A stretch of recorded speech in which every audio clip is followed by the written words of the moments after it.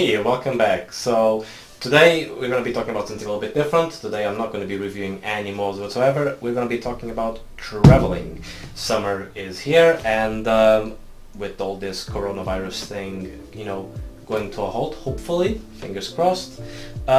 Most of you people are going to be thinking about going on holidays. And me, having traveled over 28 times last year, I'm going to see if I can give you a couple of tips on how to prepare yourself for vaping overseas. Alright, so rule number one, which is an important one, batteries.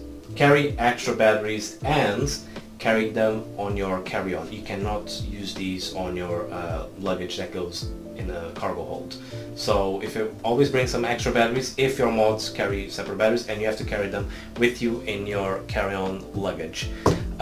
Number two, this might sound simple and easy, but it does have a fundamental behind it, which is bring your own liquids with you. Alright, so grab a little bottle of liquid up to 100 millimeters, get your little bag, put it inside the bag, not mixed with anything else, because it tends to happen if you have like a bottle that's already been open, and if you put it in your little bag with all your makeup, if you're a lady, or with your razor blades and stuff, or whatever the liquids you use, the airplane pressure, it's a pressurized environment, it's going to fill it up, most likely it's going to leak, and you don't want to have your liquids mixed with all of the other stuff. So always have a separate bag for your liquids, and you can even put this bag inside your actual normal bag. So always do that. It's a really good hint. Another reason for you guys to bring your own liquids is you don't know where you're going to find another vape shop, or even if you can even buy liquids on the place that you're going. As in, for example,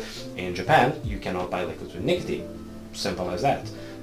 So if you are vaping with nicotine, you're going to have a hard time there, and most likely you're going to end up reverting back to cigarettes, which the whole purpose of vaping is stop smoking. It might also be the case that, like for example, when I went to Greece, I bought a bottle of liquid there, and it was 3 times as expensive as buying one here in the UK. So pricing is also a thing, and also you don't even know if you're going to get the flavor that you're used to or a flavor that you like. And the last thing you want to do is having to buy a liquid in a different country for an exorbitant price, and it's going to taste like crap. Alright, so that's another one. Now, I actually wrote them all down here. A really good important tip that I'm not sure if this happened to you guys. You get your vape, you got everything done, you go on a plane, everything is fine, you land, you grab your vape, and hold on a second, there's something. Yeah. So it's all about pressure, and as an example, you have a device here. This is the Zeus X. So pressure builds in, the liquid has to go somewhere. On these ones, it's absolutely fine because it's top airflow. On all the other mods that have bottom airflow, the pressure basically will force the liquid out from the bottom. So how do you fix this? It's actually quite simple, and let me use this device here. For example, the Manta. So the pressure from the fight actually will push down the tank, will push the liquid down, and it will spill from the bottom. So what you do is a little tip, you close the airflow and you tip it upside down. That's it. You can have your entire device upside down. The pressure will pull the liquid down. Of course, don't leave the tank completely full. But yeah, this will stop it from just leaking in either on the device or in your pocket or wherever the hell it is. Simple. Close the airflow, turn it upside down. It will last you for the duration of the flight without a problem. Alright. Another one is,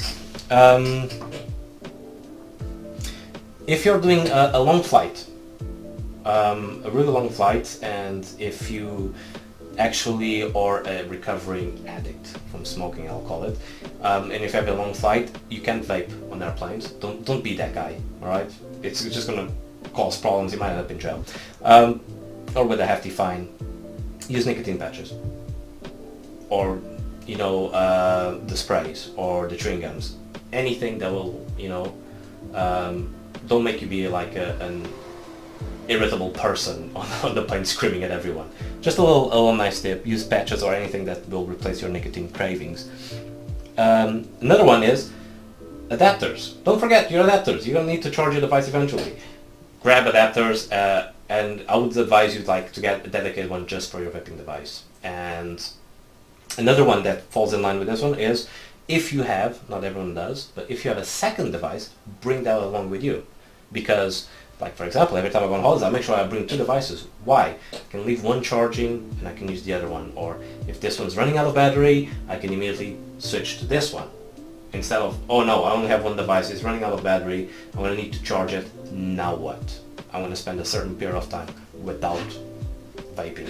And if you are like me, recovering from addiction to cigarettes, you're going to have the cravings, and this is where are those critical moments where, especially if you're in a country where cigarettes are cheap as hell, you might end up just buying cigarettes. Just don't do it, right? Just preferable, either stick with the nicotine patches that you brought on your flight, or just bring a second device. And the last one, which is the more important, some airports actually have smoking areas, right? Like Portugal, Switzerland, Japan, all of them have actually sections after the security so that you can actually go and have a cigarette, which are as well the areas that you can go and vape.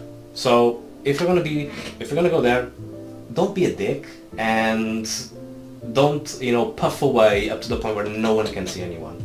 All right, get a lower wattage and just vape yourself just to get your cravings and everything under control. Don't need to go there and act like choo-choo train and just like puff away and make smog for everyone. All right, I've been in situations where I went to the smoking areas and there was these guys just like vaping at God knows how many watts, like 100, 120 watts, making clouds. They were just ridiculous. Just don't be those people, all right?